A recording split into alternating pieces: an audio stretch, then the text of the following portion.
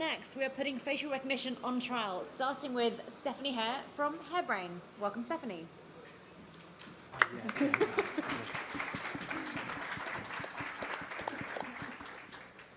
Hello, can we do the inevitable sound check? Can everyone hear in the back? I can't see you, so just gesticulate. Okay, thanks.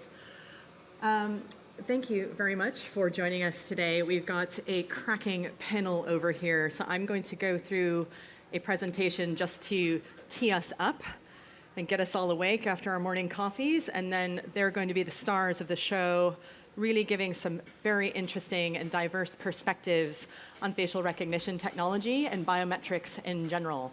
So without further ado, let's get started. What are biometrics?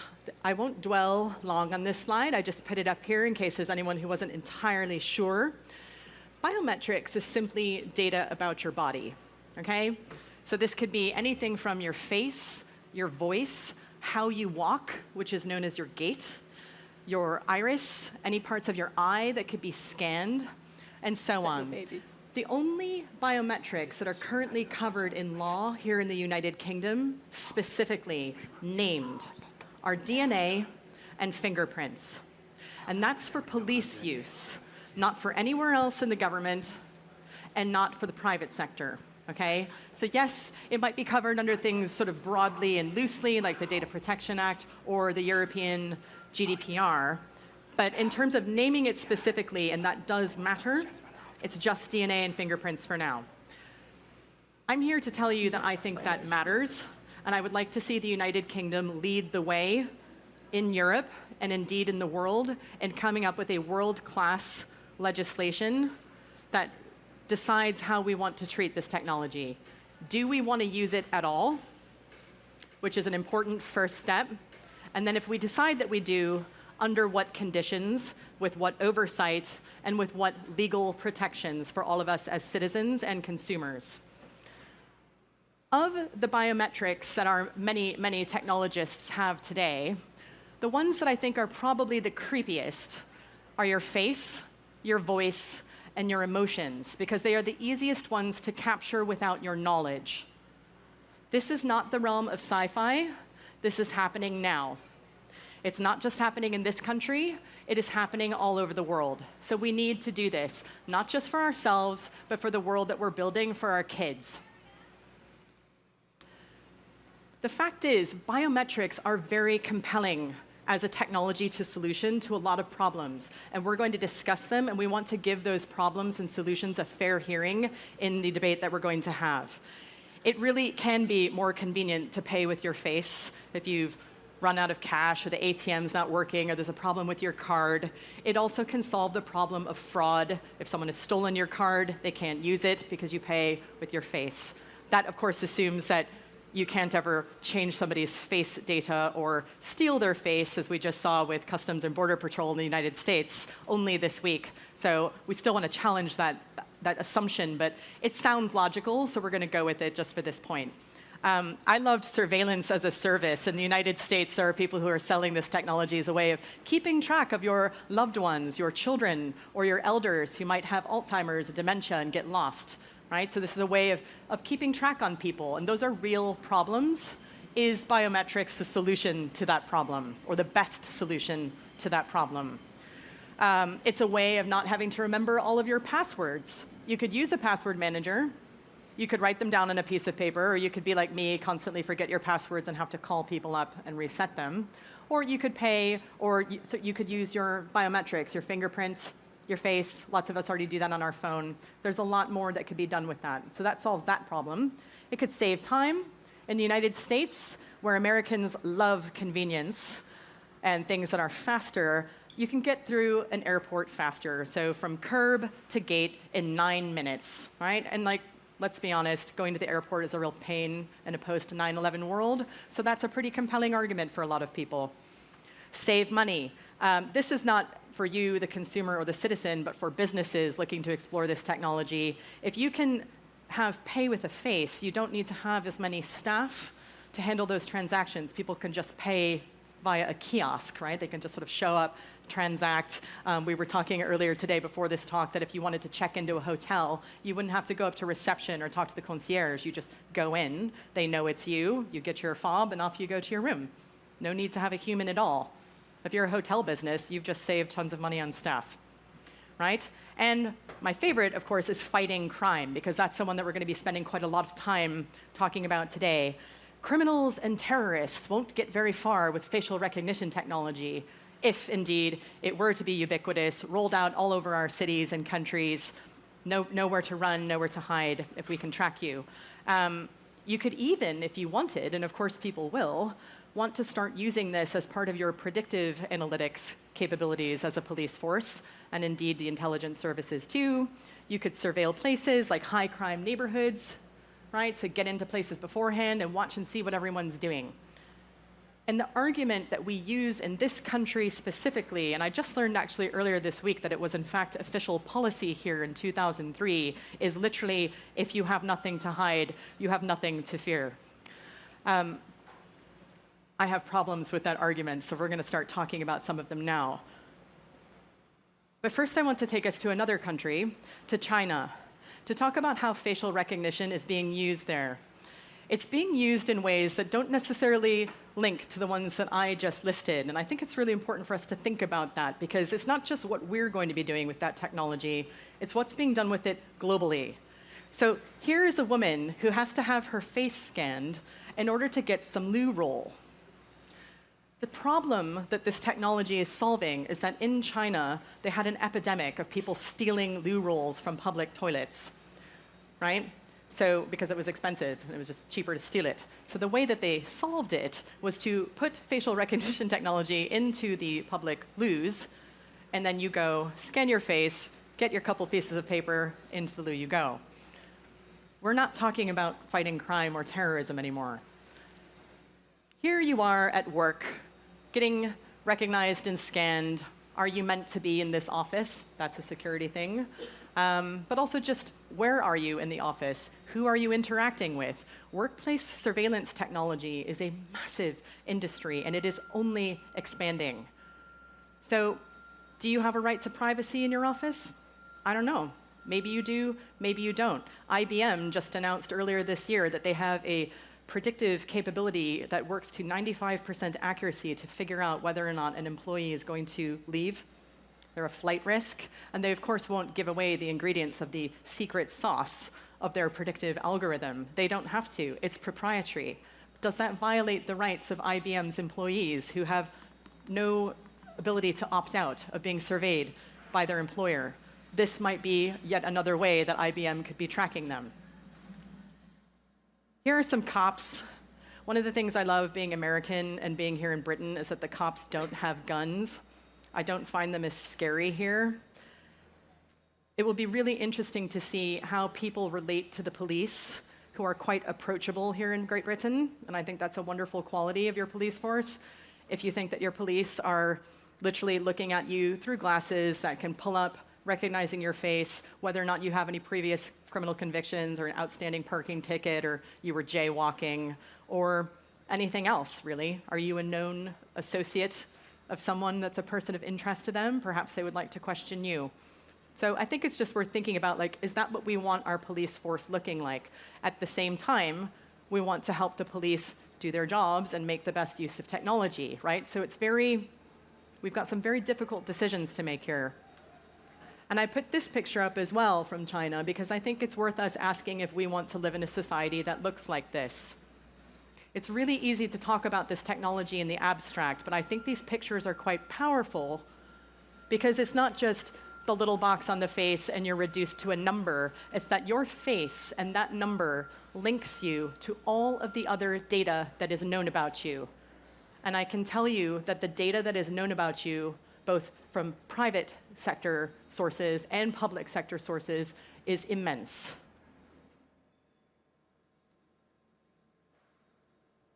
And that's just another sort of, this is what it looks like. How do we match you?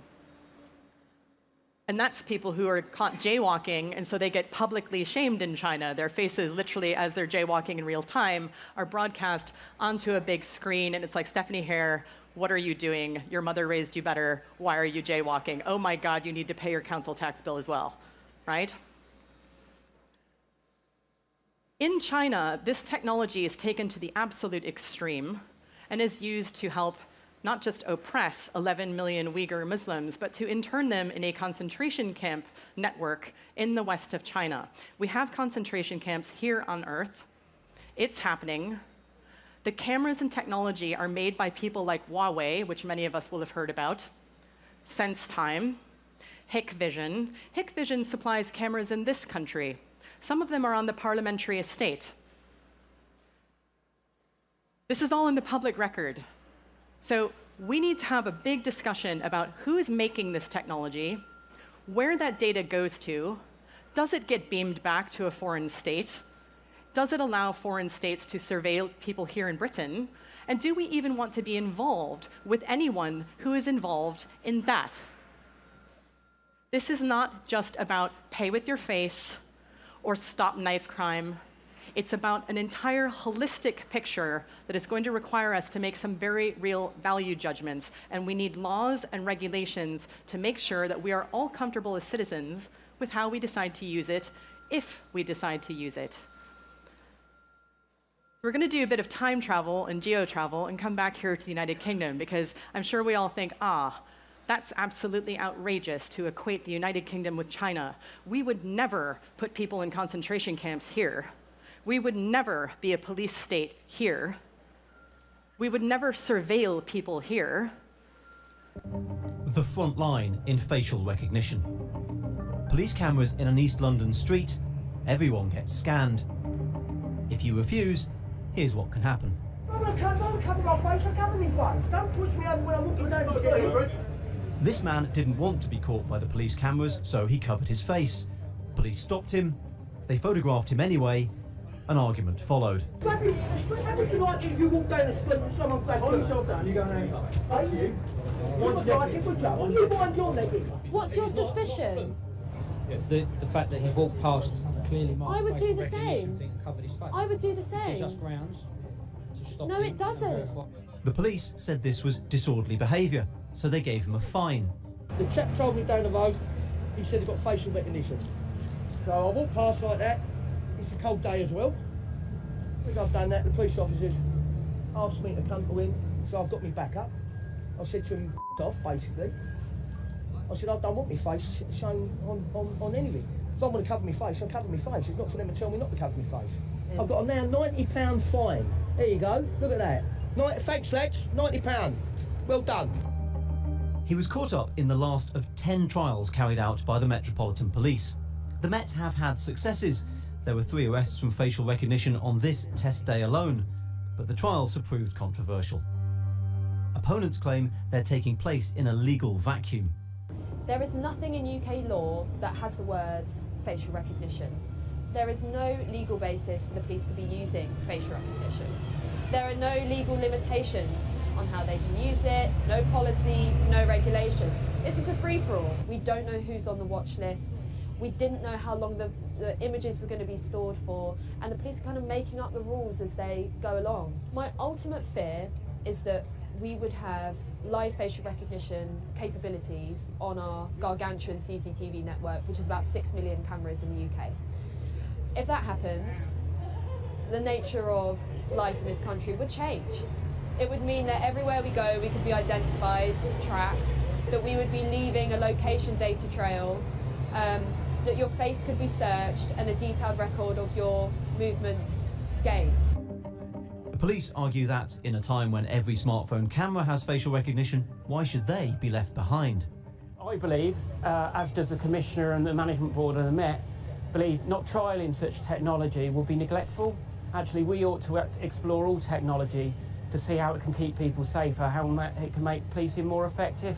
However, we are completely aware of some of the concerns that are raised, and what we're doing with these trials is actually trying to understand those better so we can actually protect human rights but also keep people safe at the same time. We're reviewing all capabilities in terms of live facial recognition, and absolutely the technology is there for body-worn or smaller devices to be fitted with facial recognition technology, as is CCTV. So absolutely we will look at that, but again, the right safeguards and the right reviews and learning has to be put around that. So that was from BBC Click. That came out just a few weeks ago. And now we're going to tackle the nothing to hide, nothing to fear argument. And you can let me know, by the way, if I've convinced you at the end, if you're still like, no, I'm fine with it. I'd love to hear what you have to say. So I took this picture because I happened randomly to be going to LBC to give an interview on facial recognition when I walked by it, and I did see that it was on Twitter. That does not look like a police van to me. I've lived here since 1998. Police vans are normally very well labeled. So I was like, what the hell is this? And there were ununiformed or plainclothes police officers, as well as dressed in their proper outfits. I wanted to know, if the Home Office has nothing to hide, right? Because the whole nothing to hide, nothing to fear argument is always put on you, right? The individual, the citizen, the purpose. I want to know, if they have nothing to hide, why are they hiding it in this unmarked green van? Like, why aren't the cops in their normal uniforms?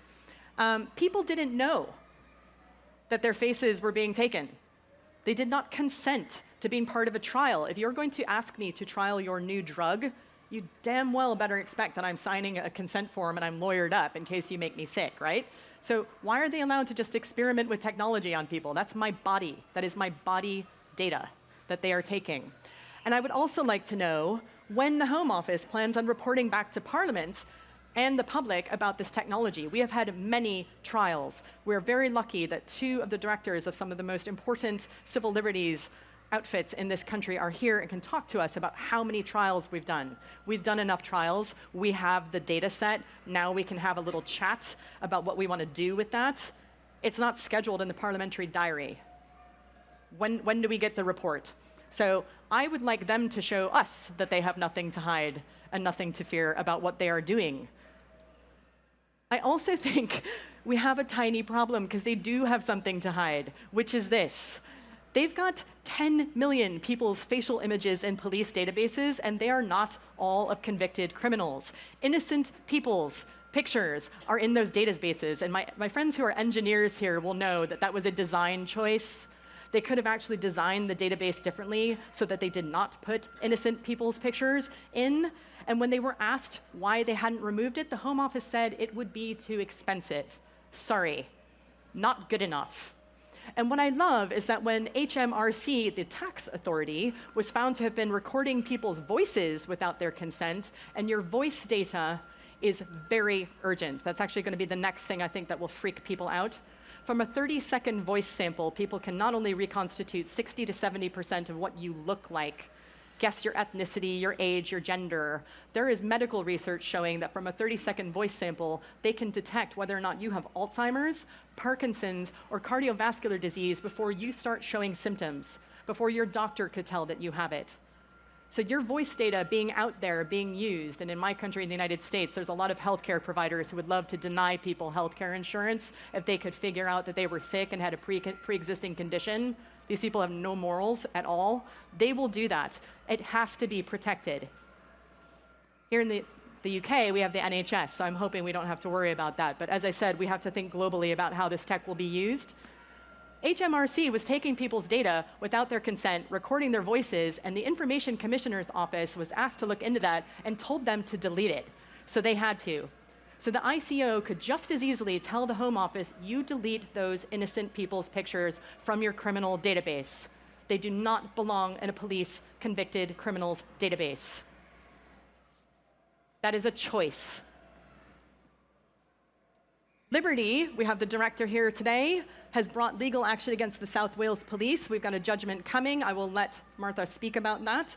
Big Brother Watch might be bringing legal action against the London Met. I think we're waiting to see on that. We've got Griff, their legal officer. I'll let him speak to that. We've got the ICO investigating the use of facial recognition. One of the criteria that Elizabeth Denham, their director, has said she will be looking at is, could you solve crime?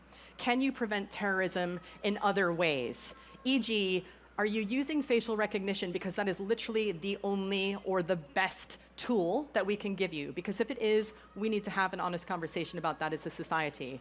If it isn't, or if it might be, but it depends, then we need to map that out. That is what responsible technology is about. So the ICO is on it. We pay for this technology to be used on us in trials without our knowledge or our consent. We then pay for the police effort to defend themselves against legal action. So as a British taxpayer, I hope you're feeling really happy about how your tax dollars are going, or tax pounds. And then we're paying for our regulator to investigate HMRC and the cops. You are paying for this. That is why I would like to see Parliament do their jobs and craft some laws. My favorite part about this story is that the Home Office has already been told by a court, and not just any court, a high court, that it is unlawful to keep innocent people's images in the police databases. And they dithered on this for 5 years. In 2017, they came up with a workaround. The workaround is this: if you know or think that your picture might be in a police database, you can request to have it deleted. So the onus is on you.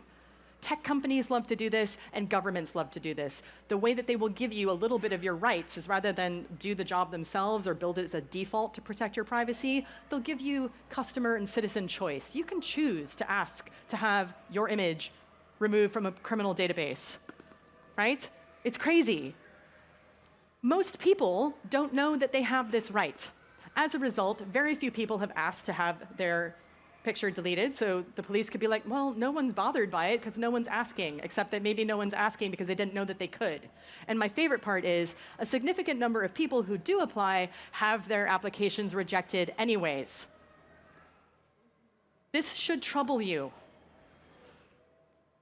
I interviewed Norman Lamb, who's the head of the Science and Technology Committee at the House of Commons last year for the BBC, and he said this is not a satisfactory position.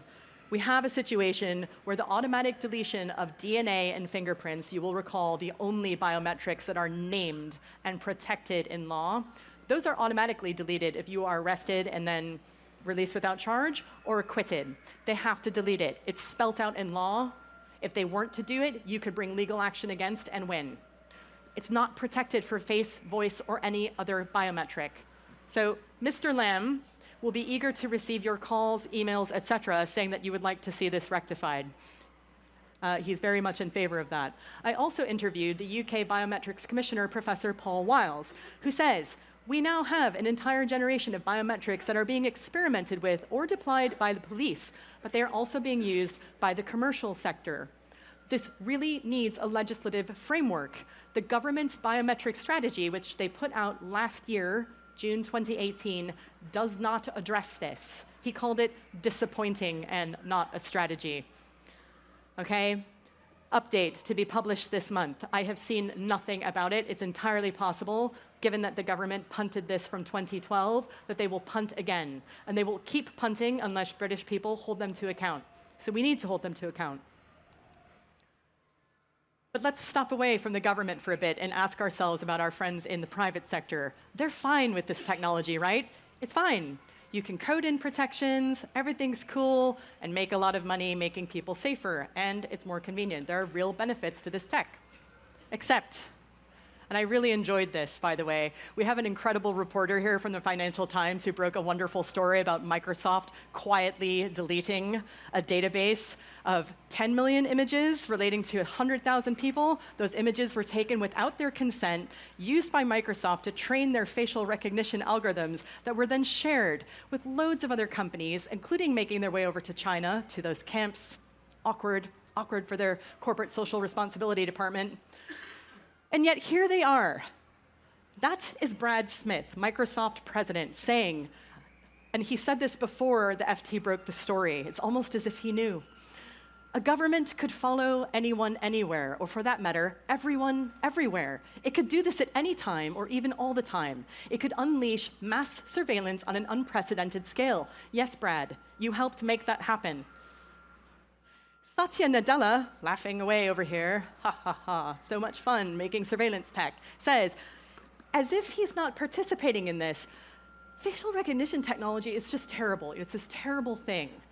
It's a race to the bottom. What can be done about it? You're the CEO, mate. You can do something about it. You could choose not to build it. You could stipulate that it can't be sent to China and used in camps. You know, you're right. It's better to have a modicum of rules. So they want the government to legislate. They want the government to legislate while taking people's data, building the algorithms, sharing it. And P.S., deleting that data set did nothing. That data set is out there now. Once you capture the data, it's gone. And it's being shared. It's all over GitHub. Other developers have it. So massive, massive topic for their next shareholder meeting.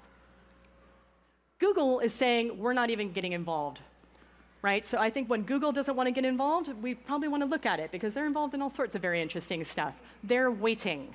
They're looking. Amazon, totally going for it, selling to the cops right now. The fact that their tech has been proven to have racial bias, not troubling them. IBM, also one of my favorites, following only Microsoft and being completely hypocritical, took people's data from Flickr, the photo sharing app, and used it to build their surveillance technology. They're doing some very interesting things in developing countries. Really happy to talk with people about that after. I like that they built into their own technology tags so that you can identify people by their ethnicity. Why would you want to do that? We end here. We don't have to use this technology at all. We could ban it. I want that to be an option that the United Kingdom considers. I'm not going to recommend whether or not we should. That is not my place. I am going to say I think we need to discuss if we want to ban it or have a moratorium on any further testing until we pass legislation. San Francisco has come up with a ban. We're going to discuss that here, so I won't go into the details. It's a very nuanced ban. Other parts of the United States are considering it. London wants to be one of the leading tech cities in the world, and the United Kingdom wants to be one of the leading countries in the world for technology. Let's lead on being responsible.